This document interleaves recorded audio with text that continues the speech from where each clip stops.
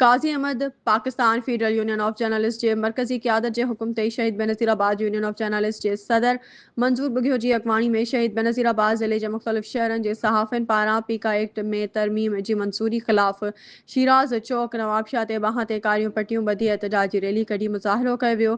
उन मौक़े ते Shaheed Benazirabad union of journalist जे सदर मंजूर बुगियो, सीनियर नायब सदर ग़ुलाम कादिर चांडियो, ख़ज़ानची ग़ुलाम नबी भमरो, सीनियर सहाफ़ी रिज़वान थेबो ॻाल्हाईंदे चयो त हुकूमत खे होश खां कमु वठणु घुरिजे ऐं इन कार्य कानून खे ख़तमु कयो वञे। ॿी सूरत में सख़्त एहतजाजी तहरीक हलाई वेंदी।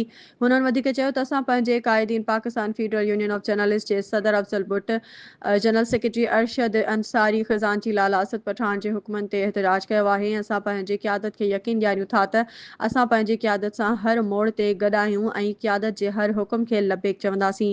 अगरि क़यादत हुकुम कयो त इस्लामाबाद बि पहुचंदासीं। उन मौक़े ते सीनियर सहाफ़ी मुमताज़ सियाल, असगर लाखो, आबिद भट्टी, फैज़ी खानज़ादा, शबीर राजपूत, आज़म रावल, असगर अली, महरोज़ अली, अली नवाज़ राजपर, उस्मान अब्बासी, रियाज हुसैन मल्हा, यूसुफ रिंद, ग़ुलाम हैदर उन्नड़, राजा ठाकुर, A.D मंगी, शादी खान मरी, अमीर बख्श चांडियो, इरफान अरशद, हाकिम लुंड ऐं ॿिया सहाफ़ी एहतजाज में शरीक हुआ।